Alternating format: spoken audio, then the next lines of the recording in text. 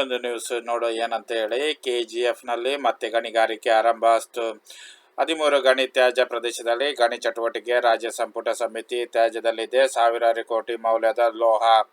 KGF ನಲ್ಲಿ ನಿಷ್ಕ್ರಿಯಗೊಂಡಿರುವ 103 ಎಕರೆ ವ್ಯಾಪ್ತಿ ಗಣಿ ಪ್ರದೇಶದಲ್ಲಿ 13 ಟ್ರೈಲಿಂಗ್ ಗಣಿ ಡಂಪಿಂಗ್ ಗಣಿ ಚಟುವಟಿಕೆ ನಡೆಸಿರುವ ಕೇಂದ್ರ ಸರ್ಕಾರದ ಪ್ರಸ್ತಾವನೆಗೆ ಗುರುವಾರ ನಡೆದ ಸಚಿವ ಸಂಪುಟ ಸಭೆಯಲ್ಲಿ ಒಪ್ಪಿಗೆ ನೀಡಲಾಗಿದೆ.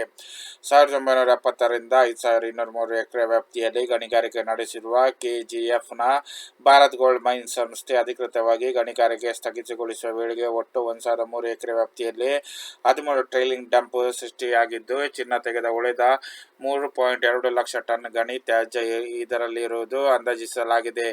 ಇದರಲ್ಲಿ ಸಾವಿರಾರು ಕೋಟಿ ರೂಪಾಯಿ ಬೆಲೆಯ ಪಲ್ಲಾಡಿಯಂ ಮತ್ತು ಟಂಗ್ಸ್ಟನ್ ನಂತಹ ಲೋಹಗಳು ಪತ್ತೆಯಾಗಿವೆ. ಹೀಗಾಗಿ ಈ ಟ್ರೈಲಿಂಗ್ ಡಂಪ್ ಪ್ರದೇಶದಲ್ಲಿ MDR ಕಾಯ್ದೆಯ ಕಲಂ 117 ಅಡಿ ಲಭ್ಯವಿರುವ ವಿಶೇಷ ಅಧಿಕಾರಗಳನ್ನು ಚಲಾಯಿಸುವ ಗಣಿಗುತ್ತಿಗೆ ಚಟುವಟಿಕೆ ಮುಂದುವರಿಸಲು ಕೇಂದ್ರ ಸರ್ಕಾರ ನಿರ್ಧರಿಸಿತು.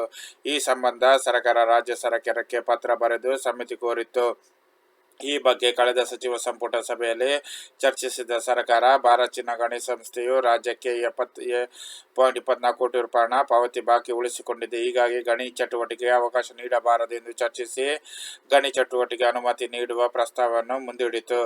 ಗಣಿ ಚಟುವಟಿಕೆ ಒಪ್ಪಿಗೆ ಈಗ ಗುರುವಾರ ಮುಖ್ಯಮಂತ್ರಿ ಸಿದ್ದರಾಮಯ್ಯ ಅಧ್ಯಕ್ಷತೆಯಲ್ಲಿ ನಡೆದ ಸಚಿವ ಸಂಪುಟ ಸಭೆಯಲ್ಲಿ ಸುದೀರ್ಘ ಚರ್ಚೆ ನಡೆಸಿದ್ದು, 32.263 ದಶಲಕ್ಷ ಟನ್ ಖನಿಜ ತ್ಯಾಜ್ಯ ಇರುವ ಡ್ರಿಲ್ಲಿಂಗ್ ಡಂಪ್ಗಳನ್ನು ಗಣಿಗಾರಿಕೆ ನಡೆಸಲು ಅನುಮತಿ ನೀಡಲಾಗಿದೆ. ಇದೇ ವೇಳೆ ಭಾರತ್ ಚಿನ್ನದ ಗಣಿ ಸಂಸ್ಥೆಯು ರಾಜ್ಯಕ್ಕೆ ಬಾಕಿಯಾಗಿರುವ 75.24 ಕೋಟಿ ರೂಪಾಯಿ ಪಾವತಿಸುವಂತೆ ಕೇಂದ್ರಕ್ಕೆ ಸೂಚಿಸಲು ನಿರ್ಧರಿಸಿದೆ ಎಂದು ಕಾನೂನು ಮತ್ತು ಸಂಸದೀಯ ವ್ಯವಹಾರಗಳ ಸಚಿವ MK ಪಾಟೀಲ್ ಮಾಹಿತಿ ನೀಡಿದ್ದಾರೆ. ಗಣಿಗಾರಿಕೆ ವಸಾಹತು ನಿರ್ಮಾಣಕ್ಕೆ ಪ್ರಸ್ತಾವನೆ.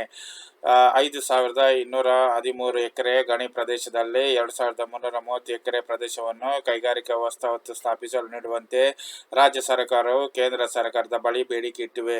ರಾಜ್ಯದ ಬೇಡಿಕೆ ಈಡೇರಿಸಿದರೆ ಇದರಿಂದ ಸಾವಿರಾರು ಮಂದಿಗೆ ಉದ್ಯೋಗಾವಕಾಶ ಸೃಷ್ಟಿಯಾಗಿದೆ ಎಂದು ಸಚಿವ HK ಪಾಟೀಲ್ ತಿಳಿಸಿದರು. ವಿಡಿಯೋ ಇಷ್ಟವಾದರೆ ಚಾನಲ್